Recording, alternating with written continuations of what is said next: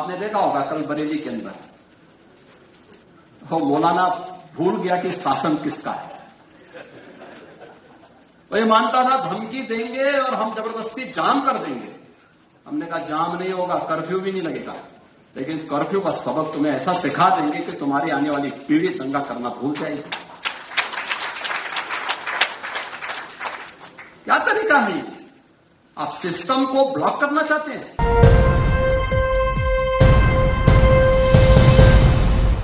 कल बरेली में जो कुछ हुआ, जिस तरह से मुसलमानों के ऊपर लाठी चार्ज किया गया, उस पर योगी आदित्यनाथ का यह बयान आपने सुना। लेकिन सवाल यह है कि जिस लैंग्वेज का इस्तेमाल मौलाना के लिए किया जा रहा है और इलाज करने की बात कही जा रही है पूरी कम्युनिटी का, यह दर्शाता है कि ये लैंग्वेज पूरी तरह से आप नहीं बोल रहे हैं, बल्कि आपका अहंकार बोल रहा है। योगी आदित्यनाथ जी, ऐसी भाषा इस्तेमाल करना एक मुख्यमंत्री के जरिए कहां तक सही है, ये मैं अपने दर्शकों के ऊपर छोड़ देता हूं। लेकिन एक सवाल जरूर बनता है ऐसे में, आज से तकरीबन 3 हफ्ता पहले आप ही के राज्य में फतेहपुर में एक उम्मादी भीड़ एक दरगाह पर, एक मजार पर पुलिस से हाथापाई करती हुई, मजार में तोड़फोड़ करती हुई नजर आई थी, जिसके वीडियो सोशल मीडिया पर जबरदस्त वायरल हुए थे और भारतीय जनता पार्टी के नेता ही इस दंगे में पूरी तरह से शामिल थे। गिरफ्तारी तो छोड़ दीजिए, उनके ऊपर आज तक एफआईआर तक दर्ज नहीं की गई है। तो क्या सिर्फ दंगाई मुसलमान है? दंगाई होने के लिए क्या सिर्फ मुस्लिम नाम होना ही काफी है? अगर कोई संघी, अगर आपकी पार्टी से ताल्लुक रखने वाला कोई व्यक्ति मुस्लिम की मजहबी इमारत पर हमला करता है, कब्रों को तोड़ता है, पुलिस की पिटाई करता है, कानून को हाथ में लेने की कोशिश करता है, तो क्या वो आपकी परिभाषा में दंगाई नहीं है? ये एक बड़ा सवाल है जिसका जवाब आपको देना चाहिए। मुख्यमंत्री हैं आप, आपके एक राज्य के, तमाम मजाहिब के लोगों को साथ लेकर चलने की बात करनी चाहिए। जो हिंसा कर रहा है उसका हम सपोर्ट नहीं करते।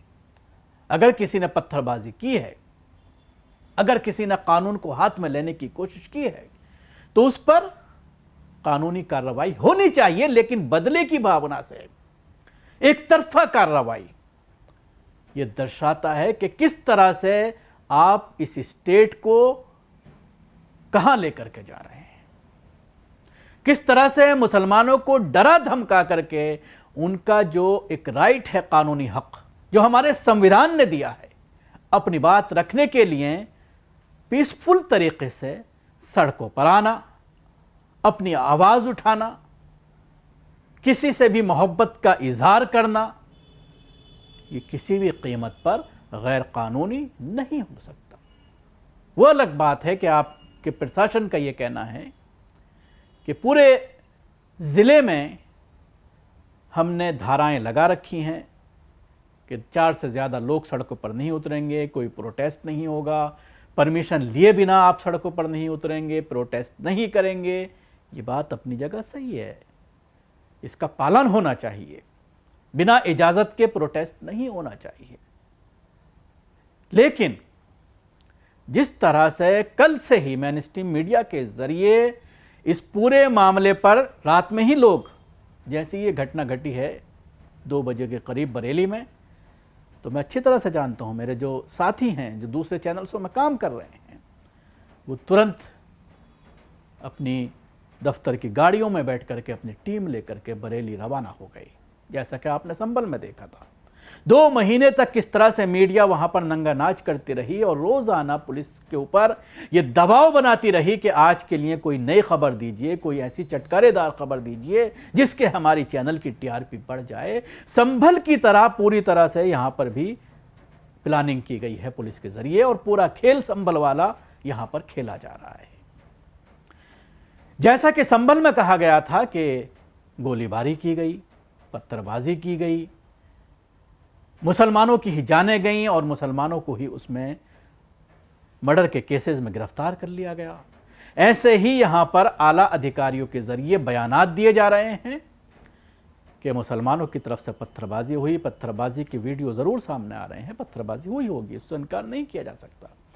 लेकिन जहाँ तक सवाल है गोली चलाने का, और ये कहा जा रहा है जैसा कि संभल में कहा गया था कि पुलिसकर्मियों को छर्रे लगे हैं, पुलिसकर्मियों को गोलियां लगी हैं, और उसके बाद तकरीबन 4 दर्जन से ज़्यादा मुसलमानों को हिरासत में गिरफ्तार कर लिया गया है। मौलाना तौकीर रज़ा को भी आज सुबह गिरफ्तार किया गया और उनके साथ उनके 8 सहयोगियों को भी गिरफ्तार किया गया। मेडिकल कराने के बाद कोर्ट में पेश किया गया और उसके बाद जेल भेज दिया गया है। सीतापुर शिफ्ट करने की बात कही जा रही है, जहां पर आज़म खां पिछले 23 महीनों से बंद थे, उसी जेल में मौलाना को भी शिफ्ट करने की बात कही जा रही है। तो सवाल यही है कि पूरा संभल को दोहराया जा रहा है। बरेली में लाठीचार्ज हुआ, गिरफ्तार किया गया बड़ी संख्या में, रात भर अभियान चलता रहा और ये कहा जा रहा है आला अधिकारियों के जरिए, अभी जो दिल्ली से टीम पहुंची हुई है वहां पर पत्रकारों की, उनको आईजी ने जो है, आईजी बरेली रेंज ने एक बाइट दी है और उसमें उन्होंने बोला है कि हम सीसीटीवी को खंगाल रहे हैं और उसके आधार पर तमाम गिरफ्तारियां हम करने की कोशिश कर रहे हैं। बड़ी संख्या में लोगों को गिरफ्तार किया गया है, एफआईआर दर्ज की जा रही हैं।